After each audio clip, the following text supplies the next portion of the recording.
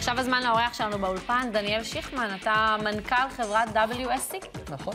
ולמעשה אתם אחראים לאפליקציה המדהימה באתר ערוץ הספורט פליימייקר, שהופכת כל אחד מכם, הגולשים בבית, לעורך תוכן עצמאי.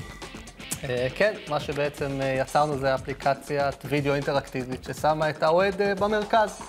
מה שעשינו זה לקחנו את כל המשחקים של ליגת האלופות שהיו השנה, וסימנו את כל האירועים שמעניינים, מגולים ואיומים לשער ועד דריבלים ואפילו עצבים של כל השחקנים. בוא נראה איך זה עובד. זה מה שאפשר לעשות בעצם, נראה איך זה עובד. אפשר לבחור כל אירוע שמעניין. לדוגמה, אנחנו בוחרים פה את מסי ואת כל השערים של מסי. אפשר לראות בקליפ אחד את כל השערים של מסי, אחד אחרי השני. כמובן שאפשר לראות פה הרבה מעבר לשערים. אפשר לבוא ולראות את כל העצבים שהיו בכל המשחקים. או את כל החגיגות של מסי אחרי שערים. כל דבר שהיה.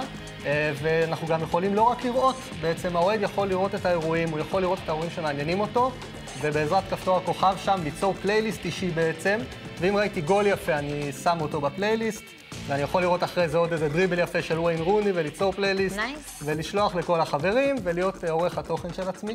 מה עוד מתוכנן? זה הולך לגדול? בהחלט, עד עכשיו המערכת התחילה משלב שמינית הגמר, ויש עשרות אלפי צופים שנכנסו.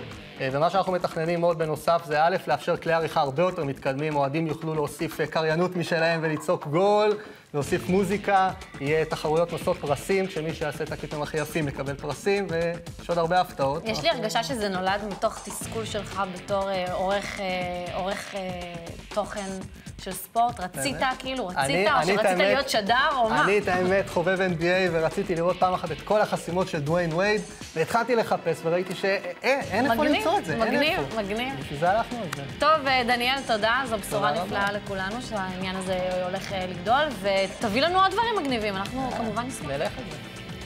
מוכנים לקצת פדיחות מצולמות? יאללה.